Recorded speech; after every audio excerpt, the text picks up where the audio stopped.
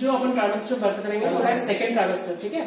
Second trimester जो है that obviously आपको जैसे पता है कि trimester wise diagnosis of pregnancy चल रही है, जिसमें अपन ने फर्स्ट ट्राइमेस्टर देखा था, है ना। First trimester extends from 0 to 12 weeks, है ना। सेकेंड ट्राइमेस्टर जो है that extends from 13 to 28 weeks, है ना। अब ऑब्वियसली इसमें जितने भी अपने फीचर्स फर्स्ट ट्राइमेस्टर में देखे थे उससे सेकंड ट्राइमेस्टर में फीचर्स जो है वो थोड़े सबसाइड हो गए और कुछ नए फीचर्स डेवलप होंगे सेकंड ट्राइमेस्टर में। तो कौन से फीचर्स है, जस्ट पहले अपन सिम्टम्स पे जाएंगे। फर्स्ट सिम्टम्स जो है nausea, vomiting, frequency of micturition जो है ना, ये सारे सिम्टम्स थे, isn't it. Frequency of micturition बढ़ गया था मदर का फर्स्ट ट्राइमेस्टर में। नॉजिया, वॉमिटिंग जो है वो भी अपने देखने को मिला था, अपने फ्रीक्वेंसीज के अकॉर्डिंगली चेंज हुई थी, है ना। लेकिन इस ट्राइमेस्टर में जो है इट विल सबसाइड, है ना। Obviously there is a difference, है ना। क्या डिफरेंस है, डिसअपियर होना और सबसाइड होने में डिफरेंस ये है कि फ्रीक्वेंसी में जो चेंजेस है उसको अपन कहेंगे सबसाइड, इजंट इट। जैसे कि मैं बोलूं कि अगर फ्रीक्वेंसी थी 6 से 7 बार, है ना, दिन में उल्टी करना, तो वो चेंज होके हो जाएगा 3 से 2 बार या फिर 2 से 3 बार या फिर 3 से 4 बार, ठीक है। तो इसको कहते हैं सबसाइड हो जाना। तो सेकेंड ट्राइमेस्टर में nausea, vomiting, frequency of micturition subside होगी, व्हाइल एमेनोरिया परसिस्ट। तुम लोगों को पता है कि एमेनोरिया पूरी प्रेगनेंसी में स्टेट ऑफ एमेनोरिक स्टेट चल रही है ना, तो प्रेगनेंसी का स्टेट ऑफ एमेनोरिया। तो एमेनोरिया जो है वो परसिस्ट रहेगा, कंटिन्यूड रहेगा सेकेंड ट्राइमेस्टर में, ठीक है। और नेक्स्ट न्यू फीचर्स जो अपीयर होंगे यहाँ पे, सबसे पहला फीचर जो है वो है क्विकनिंग, है ना। That is the feeling of life. अपन कहते हैं जब एब्डोमेन में बेबी रहता है और वो लाइव फीटस है तो उसका सबसे प्रमाण जो देता है वो है by feeling of perception by the mother, isn't it. तो अगर मदर परसीव कर पा रही है कि there is a live foetus inside the womb, इसका मतलब वहां पे मूवमेंट्स वो देगी, फीटस देगा, इजंट इट। अगर फीटस मूवमेंट्स दे रहा है और मदर परसीव कर पा रही है तो इस पर्टिकुलर फीचर को अपन कहेंगे क्विकनिंग। और ऑब्वियसली देयर बाय ये क्लियर हो जाता है कि there is a live foetus. और इवन अपन कह सकते हैं कि इसको अपन एक डायग्नोस्टिक एड के फॉर्म में ले सकते हैं, जिसमें अपन ये कंफर्म कर सकते हैं कि प्रेगनेंसी जो है वो इस पर्टिकुलर ट्राइमेस्टर में चल रही है। तो क्विकनिंग जो है वो हेल्प करती है अपन को फाइंड आउट करने के लिए कि एग्जैक्ट डेट ऑफ डिलीवरी क्या रहेगी। तो अपन कह सकते हैं कि this is also a diagnostic criteria to identify which trimester में मदर चल रही है और ऑब्वियसली उसकी डेट ऑफ डिलीवरी क्या रहेगी, ठीक है। तो अपन कह सकते हैं क्विकनिंग जैसी जो चीज है it is nothing but it is perception by the mother जो परसीव करती है। और ऑब्वियसली जितनी जल्दी परसीव करेगी उतनी जल्दी अपन क्लियर अप कर सकते हैं कि वीक कौन सी चल रही है, जेस्टेशनल एज मदर की कौन सी हो रही है, ठीक है। नेक्स्ट अपन कह सकते हैं कि क्विकनिंग जैसी जो कंडीशन है वो कब फाइंड आउट करने को मिलती है अपन को 18 वीक में, ठीक है। और वीक्स क्योंकि डायग्नोसिस ऑफ प्रेगनेंसी पढ़ रहे हो तो इसमें वीक्स का वेटेज है, तो 18 वीक्स में अपन कह सकते हैं। फिर अपन ये कह सकते हैं प्राइमरी मदर्स में 18 वीक्स को और 2 weeks earlier in multi. Obviously उसको पहले भी एक बार वो प्रेग्नेंट हो चुकी है, हार्मोनल चेंजेस हो चुके हैं और पहले वो प्रेग्नेंट होने के कारण उसको पता है कि एग्जैक्टली परसीव कैसे होता है। जैसे फ्लटर होता है ना, फ्लटर के फॉर्म में आपको परसीव होता है फीटल मूवमेंट्स, तो ऑब्वियसली वो पहले भी एक बार फील कर चुकी है, इसके कारण हम कह सकते हैं कि उसको 2 वीक अर्लियर परसेप्शन होगा, वेरएज प्राइमरी में जो है वो 18 वीक के करीब करीब उसको परसीव हो जाएगा। Appearance is the guide to calculate the expected date of delivery with accuracy. Yes, ये डायग्नोस्टिक क्राइटेरिया रहेगा कि एग्जैक्टली मदर को जेस्टेशनल एज पे है। नेक्स्ट जो अपन देखेंगे वो है प्रोग्रेसिव एनलार्जमेंट, है ना। ऑब्वियसली प्रेगनेंसी जैसे जैसे एडवांस होगी वैसे वैसे यूट्रस की साइज बढ़ेगी, क्योंकि अब जो फीटस है वो फीटस ग्रोथ लेगा और जैसे जैसे फीटस ग्रोथ लेगा वैसे वैसे यूट्राइन ग्रोथ देखने को मिलेगा। और अपन कह सकते हैं कि भाई 12 वीक के बाद एक छोटा सा सुप्राप्यूबिक बल्ज के फॉर्म में यूट्रस देखने को मिलता है। अब यूट्रस को अपन पेल्विक ऑर्गन ना बुला के एब्डोमिनल ऑर्गन बुलाएंगे, इजंट इट। तो एक छोटा सा प्रोग्रेसिव चेंज देखने को मिलेगा। वो प्रोग्रेसिव चेंज जो है वो एडवांस होगी, एडवांसमेंट ऑफ प्रेगनेंसी के साथ साथ, और इसी के साथ साथ एनलार्जमेंट या प्रोग्रेसिव ग्रोथ देखने को मिलेगा किसमें, यूट्रस में, ठीक है। तो ये दोनों सिम्टोमेटिक चेंजेस देखने को मिलेगा। जनरल एग्जामिनेशन करने जाएंगे ऐसी मदर का तो क्या देखने को मिलेगा, ऑब्वियसली कोलास्मा ग्रेविडारम। अब जब मैं नाम कोलास्मा ग्रेविडारम ले रही हूँ इसका मतलब ये हुआ कि gravidarum is nothing but it is pregnancy related. और अगर प्रेगनेंसी रिलेटेड हार्मोनल चेंजेस या प्रेगनेंसी रिलेटेड कोई जनरल चेंजेस देखने को मिल रहा है तो इसका मतलब प्रेगनेंसी के साथ स्टार्ट हुई वो और प्रेगनेंसी के साथ साथ ही वो खत्म हो जाएगी। जैसे ही प्रेगनेंसी टर्मिनेट होगी ये पर्टिकुलर चेंज जो है वो देखने को मिलेगा अपन को, और ये पर्टिकुलर चेंज जो है वो एंड अप हो जाएगा प्रेगनेंसी के साथ साथ, इजंट इट। तो कोलास्मा ग्रेविडारम क्या है, chloasma gravidarum it is nothing but it is pigmentation over the forehead and cheeks and may appear around 24 weeks. Obviously इसमें भी वीक का इंपॉर्टेंस है, 24 वीक्स, है ना। तो ये क्या है, पिगमेंटेशन है। कहाँ पिगमेंटेशन देखने को मिलेगा अपन को, फोरहेड, अराउंड दी चीक्स, है ना, ऑर्बिट्स की चारों तरफ, यहाँ सब अपन को डार्क पिगमेंटेशन देखने को मिलेगा। ये प्रोमिनेंटली किसमें देखने को मिलेगा, डार्क कलर्ड वुमेन में ज्यादा देखने को मिलेगा as compared to light coloured women. Obviously ये चेंज क्या है, that is nothing but it is melanin में चेंजेस आने के कारण जनरली हुआ है, हार्मोनल चेंजेस आने का कारण हुआ है। तो अपन कह सकते हैं कि ये पिगमेंटेशन अराउंड द चीक्स है, अराउंड द ऑर्बिट्स है और इवन फोरहेड है, ठीक है। ये चेंजेस को अपन कहते हैं कोलाज्मा ग्रेविडारम। स्पेशली अपन इसको कहते हैं बटरफ्लाई शेप्ड चेंजेस, है ना। ये ऐसे पैचेस फॉर्म में दिखाई देगी और ये बटरफ्लाई फॉर्म में रहेगी। इसको अपन एक और नाम देते हैं, वो है प्रेगनेंसी मास्क, ठीक है। इसको नाम दे सकते हैं अपन प्रेगनेंसी मास्क। और इस पर्टिकुलर फीचर भी अपन कह सकते हैं, ये पर्टिकुलर फीचर भी एक डायग्नोस्टिक क्राइटेरिया रहेगा। It can be around 24 weeks. कोई कंपलसरी नहीं है कि exactly on 24 weeks, plus minus 1-2 week के ऊपर नीचे अपन ले सकते हैं, इजंट इट। और स्पेशली डार्क कलर्ड वुमेन में ये प्रोमिनेंट है। नेक्स्ट, ब्रेस्ट चेंजेस क्या है। ब्रेस्ट चेंजेस में देखने को मिलेगा enlargement of the breast, isn't it. Enlargement हुआ ब्रेस्ट का, इसके साथ साथ प्रोमिनेंट, क्योंकि एनलार्जमेंट हुआ तो क्यूटेनियस चेंज हुआ है ना, स्किन स्ट्रेच हुई है। और स्किन स्ट्रेच होने के कारण जनरली क्या हुआ, प्रोमिनेंटली वेन जो है beneath the skin, isn't it. ये वेन प्रोमिनेंटली दिखाई देने को मिलेगी अपन को। और साथ ही साथ सेकेंडरी एरियोला जो है, प्राइमरी एरियोला मैंने फर्स्ट ट्राइमेस्टर में पढ़ाया था तुम लोग को कि प्राइमरी एरियोला में अपन वेल डिफाइंड बाउंड्री देख सकते हैं, काउंटर देख सकते हैं। बट सेकेंडरी एरियोला जो है वो बिल्कुल डिफ्यूज हो जाएगी और पूरी तरह फैल जाएगी अराउंड दी ब्रेस्ट। और इसका कोई पर्टिकुलर शेप नहीं है, एम्ब्रायोटिक शेप है ना। तो पर्टिकुलरली अपन कह सकते हैं सेकेंडरी एरियोला डेवलप हो गई। और अपन कह सकते हैं सबक्यूटेनियस ग्लैंड्स जो है, जो कि अभी तक दबे हुए थे नॉन प्रेग्नेंट स्टेट में, वो प्रोमिनेंटली अवेलेबल हो गई थी फर्स्ट ट्राइमेस्टर में। और ये और ज्यादा फैल के कहां तक पहुंच गई, सेकेंडरी एरियोला तक। तो अपन कह सकते हैं कि ये पर्टिकुलर जो ग्लैंड्स थे, सुबेशियस ग्लैंड थे, जो कि ड्राई ब्रेस्ट को, निपल्स को, एरियोला को जो ड्राई था, ड्राइनेस प्रेगनेंसी के कारण हो रही थी, उसको मॉइस्ट करके रखने का काम कर रही थी। ये पर्टिकुलर ट्यूबरकल्स जो है वो प्रोमिनेंट हो गए और इसको नाम दे देते हैं अपन क्या, मोंटगोमेरी ट्यूबरकल। तो मोंटगोमेरी ट्यूबरकल जैसी जो चीज है वो अपीयर होने लग गई और वो फैल गई कहां तक, सेकेंडरी एरियोला तक। समझ आ गया तुम लोग को। फिर अब ये ब्रेस्ट चेंजेस अपन को कहां देखने को मिला, सेकेंडरी एरियोला डेवलपमेंट देखने को मिला अराउंड 20 वीक्स। फिर Montgomery tubercle prominent extends up to secondary areola. मैंने जैसे बताया प्राइमरी एरियोला में ये थी, दबी हुई थी नॉन प्रेग्नेंट स्टेट में, उभर के आई फर्स्ट ट्राइमेस्टर में, ठीक है। और फाइनली ये फैल गई अप टू सेकेंडरी एरियोला तक। तो आपने देखा कि चेंजेस किस तरीके से हुए एरियोला में, है ना। निपल और ज्यादा प्रोमिनेंट हो जाएंगे और ज्यादा प्रिकिंग सेंसेशन मदर को फील होगा, इजंट इट। और अगर निपल्स को अपन प्रेस करने की कोशिश करें with in the thumb finger and index finger, तो अपन को एक चीजी मटेरियल देखने को मिलता है, इसको अपन कहते हैं कोलेस्ट्रम, इजंट इट। पहले इनिशियल स्टेज में ये बिल्कुल ट्रांसपेरेंट मटेरियल था और लेटर ऑन ये चीजी येलोइश हो गया, इजंट इट। और इसको नाम देते हैं कोलेस्ट्रम। और अपन कह सकते हैं ये कोलेस्ट्रम बिल्कुल अवेलेबल रहेगा around 16 week. Variable degree of strias can be also visible in the advancing pregnancy, है ना। स्ट्रायस क्यों आए, stretch marks, isn't it? Upon pregnancy का नाम ले रहे तो इसको स्ट्राया ग्रेविडारम बोलेंगे, isn't it? फिर से वही बात हो गई कि ऐसे स्ट्रेच मार्क्स जो जनरली प्रेगनेंसी से रिलेटेड है, due to hormonal changes of pregnancy के कारण क्या हुआ, स्किन स्ट्रेच हुई और स्किन स्ट्रेच होने के कारण कुछ स्ट्रेच मार्क्स डेवलप हुए।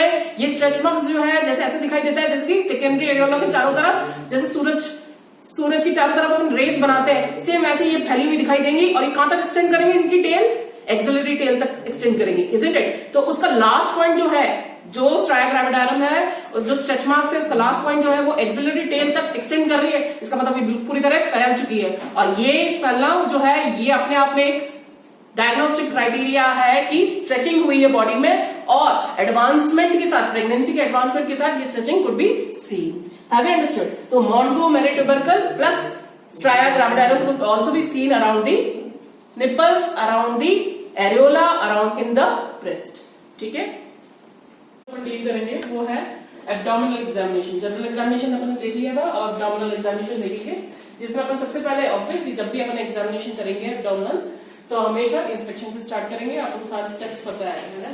तो पहला स्टेप है इंस्पेक्शन, जिसमें अपन क्या देखेंगे कि अपन पर एब्डोमेन जब अपन एक्सपोज करेंगे मदर को, उसकी प्राइवेसी की बेसिस पे अपन एक्सपोज करेंगे। और फाइनली अपन देखेंगे एक लीनियर लाइन जो है दैट इज एक्सटेंडिंग फ्रॉम, इस पर्टिकुलर लीनियर लाइन को अपन लीनियर नाइग्रा कहते हैं, जो कि एक्सटेंड होता है सिम्पाइसिस प्यूबिस से लेके जिफी स्टर्नम, इजंट इट? तो ये पर्टिकुलर लाइन जो है वो जनरली डार्क पिगमेंटेड रहेगा इन डार्क कलर्ड वुमेन में, ठीक है? तो डार्क कलर्ड वुमेन में और ज्यादा प्रोमिनेंटली देखने को मिलेगा। ये लाइन पर्टिकुलरली लाइन नहीं है, बल्कि हम कह सकते हैं छोटे हेयर्स जो है वो एग्रीगेट हो गए या फिर सेग्रीगेट हो गए एक पर्टिकुलर एरिया में, और ये जो लाइनिंग्स है वो एक्सटेंड हो रही है up to from xiphisternum till the umbilicus को कट करते हुए, फ्रॉम अम्बिलिकस से कट करते हुए नीचे सब जाएगी और फिर वो सिम्फाइसिस प्यूबिस तक एक्सटेंडेड रहेगी। ये एक लीनियर लाइन है और इस पर्टिकुलर लाइन को अपन लीनियर नाइग्रा कहते हैं। तो ये एक सेकंड ट्राइमेस्टर का इंस्पेक्शन में अपन देख सकते हैं। नेक्स्ट ट्राया ग्राविडारम, अगेन पर एब्डोमिनली भी स्ट्रेचिंग हो रही है, इजंट इट? ग्रोइंग फीटस के साथ साथ यूट्रस जो है वो स्ट्रेच कर रहा है, और यूट्रस स्ट्रेच होने के कारण जनरली स्किन जो है क्यूटेनियस चेंजेस देखने को मिलेंगे अपन को। स्किन स्ट्रेच होगी और स्किन में भी ऑब्वियसली एब्डोमिनल स्किन जो है वो स्ट्रेच होने के कारण वहां पे स्ट्रेच मार्क्स देखने को मिलते हैं। ये जो स्ट्रेच मार्क्स है स्पेशली ग्रोइन एरिया के साइड में ज्यादा रहेंगे और lower abdomen specially lateral walls की तरफ अम्बिलिकस से जस्ट नीचे अपन देख सकते हैं ये पर्टिकुलर स्ट्रेच मार्क्स प्रोमिनेंटली देखने को मिलता है अपन को। इनिशियल स्टेज पे ये प्रेगनेंसी के दौरान ये जो स्ट्रेच मार्क्स है वो पिंक कलर्ड रहते हैं, है ना? इसका मतलब ये हो गया फ्रेश स्ट्रेच मार्क्स है ना? लेटर ऑन जैसे जैसे प्रेगनेंसी एडवांस होगी और जब लास्ट ट्राइमेस्टर में पहुंच जाएगी नियर टू द डिलीवरी, तब अपन कह सकते हैं कि ये स्ट्रेच मार्क चेंज हो जाएंगे up from pink to white, isn't it? और अब इसको अपन स्ट्राया ग्राविडारम ना बोल के स्ट्राया अल्बिकम बोलेंगे। इसका मतलब ये हुआ कि स्ट्रेच मार्क्स जो है वो भी ग्रोथ ले रहे हैं, इजंट इट? और ऑब्वियसली इसके थ्रू भी आपको पता चल रहा है कि प्रेगनेंसी एडवांस हुई है। स्ट्रेच मार्क्स जो है इनिशियल स्टेज पे पिंक थे जो लेटर ऑन चल के व्हाइट हो गए, और अब इसको नाम दिया जाएगा स्ट्राया अल्बिकम, ठीक है? स्ट्रेच मार्क देखने को मिलेगा both pink and white of varying degree are visible in the lower abdomen more towards the flank. This is the flank area, isn't it? फिर palpation, fundal height क्या देखने को मिलेगी? Next very important second step. तो inspection में अपने linear Niagara देखा और स्ट्राया ग्राविडारम देखा, isn't it? अब नेक्स्ट जो स्टेप है एब्डोमिनल एग्जामिनेशन में है वो है palpation। palpation में क्या देखने को मिलेगा? fundal height with the progressive enlargement of the uterus, very important। Symphysis fundal height कहते हैं अपन SFH, isn't it? Symphysis fundal height के थ्रू अपन आराम से फाइंड आउट कर सकते हैं कि मदर की प्रेगनेंसी कितनी एडवांस हुई है, मदर कौन से जेस्टेशनल एज पे चल रही है। इवन द एडवांसमेंट के थ्रू अपन ये भी पता कर सकते हैं कि through the counter of uterus की हाइट ऑफ यूट्रस जो है वो कहां तक पहुंची, स्पेशली द फंडल हाइट, ठीक है? तो ऑब्वियसली ये डायग्रामेटिक फॉर्म में मैंने एक्सप्लेन कर रखा है, जिसमें मैंने बता रखा है दो इंपॉर्टेंट, ऑब्वियसली किसी भी चीज को एक्सप्लेन करना है तो 3 लैंडमार्क्स या 2 लैंडमार्क्स होने चाहिए कि जिससे उसके आस पड़ोस के एरिया को अपन एक्सप्लेन कर पाए कि एग्जैक्टली कौन सी चीज कहां लाई कर रही है, इजंट इट? 3 मेन लैंडमार्क्स जो है वो है सिम्फाइसिस प्यूबिस, अम्बिलिकस और एंसिफॉर्म कार्टिलेज, ये 3 लैंडमार्क्स है ना?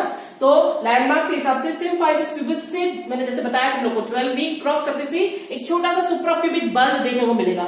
ये बल्ज जो है that bulge could be seen, just एक छोटा सा कर्व देखने को मिलेगा। ये कर्व जो है ये आइडेंटिफाई करने में हेल्प करता है कि अब जो यूट्रस है वो पेल्विक ऑर्गन ना रखे एब्डोमिनल ऑर्गन की तरफ मूव ऑन हो चुका है, isn't it? That means progressive enlargement of uterus could be seen, और स्पेशली ये बल्ब जो है 12 वीक्स में देखने को मिलेगा just above the symphysis pubis. Later on growth होगी 16 वीक पे पहुंच जाएगा यूट्रस, एंड फाइनली हम कह सकते हैं midway between the symphysis pubis and umbilicus 20 week रहेगा और अम्बिलिकस 24 वीक रहेगा।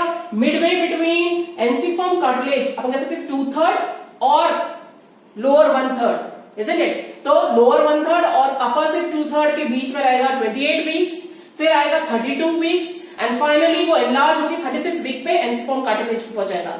उसके बाद एक सडन चेंज देखने को मिलेगा, एक सडन ड्रॉप देखने को मिलेगा फंडल हाइट में, सिम्फाइसिस फंडल हाइट में। ये ड्रॉप जो है दैट कंफर्म्स, एंड अब जो यूट्रस का जो फंडस है वो ड्रॉप होगा from ensiform cartilage to back to 32 weeks, isn't it? इसका मतलब ये हुआ कि अब जो एडवांसमेंट हुई है वो 40 वीक की तरफ हुई है, isn't it? तो अब जो यूट्रस है उसकी जो फंडस है वो एडवांस हुई, उससे पूरी तरह ग्रोथ ले लिया 36 वीक पे, फाइनली ड्रॉप देखने को मिलेगा और फिर से यूट्रस का जो फंडस है वो 32 वीक पे देखने को मिलेगा। लेकिन वो वीक जो है उस केस में अपन कंफर्म करेंगे कि ये 32 वीक का यूट्रस है या 40 वीक का बाय फर्दर एग्जामिनेशन। जब तुम लोग को बताऊंगी मैं पैल्पेशन में, तब मैं तुम लोग को बताऊंगी कि अलग अलग टाइप के ग्रिप्स होते हैं, है ना?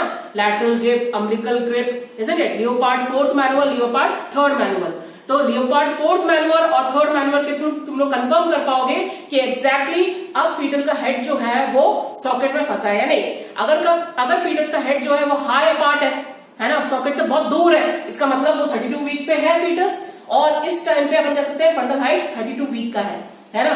लेकिन अगर मैं कहूं कि फीटस का हेड एंगेज्ड है, सॉकेट में फंस चुका है, तो अब अगर इस वीक अपन यहाँ पे फंडल हाइट देखने को मिलता है अपन को, तो इसका मतलब ये जो वीक्स है that is around 38 to 40 weeks. इसका मतलब ये हुआ कि next step will be the advancement in delivery towards the delivery. ठीक है, तो ये चेंजेस देखने को मिलेगा। तो ये डायग्रामेटिक फॉर्म में अपने आराम से सिम्फाइसिस फंडल हाइट एक्सप्लेन कर सकते हैं।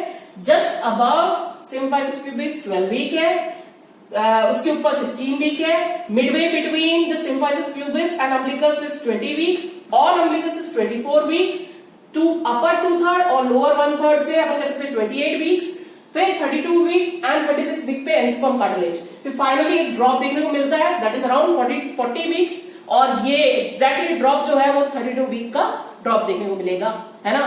फर्दर इसको कंफर्म करने के लिए अपन और भी ग्रिप्स के थ्रू कंफर्म कर पाएंगे, है ना, जो कि मैं आगे चैप्टर्स में तुम लोगों को पढ़ाऊंगी कि थ्रू ग्रिप अपन फाइनली कंफर्म करते हैं कि फंडल हाइट जो है वो 32 वीक का है या 40 वीक का है। Have you understood? नेक्स्ट, अब क्या हुआ, ये सारी चीजें वही लिखी हुई है मैंने। Approximately duration of the pregnancy can be ascertained by noting the height of the uterus in relation to the different levels of abdomen. Height of the uterus in the midway between the symphysis pubis and umbilicus. Midway between the symphysis pubis and umbilicus is around 16 week. Then at the level of the umbilicus it is 24 week. Then at the junction of lower 1/3 and upper 2/3 it is 28 weeks. इस तरीके से हमने explain कर रखा है, तो मैंने तुम लोग को और डिटेयली डायग्रामेटिक फॉर्म में एक्सप्लेन कर दिया था। Next, uterus piece elastic and soft and becomes ovoid. देखो ओवल शेप में बना रखा है मैंने यूट्रस, दैट मींस और ज्यादा ओवल फॉर्म में रहेगा सेकंड ट्राइमेस्टर में यूट्रस, है ना। शेप में मैंने तुम लोग को बोला था कैसे कैसे तो चेंज होगा, बिल्कुल एंटीवर्टेड एंटीफ्लेक्स से वो पायरिफॉर्म शेप में आया, फिर फाइनली उसने अपने आप को ओवियोइड शेप किया।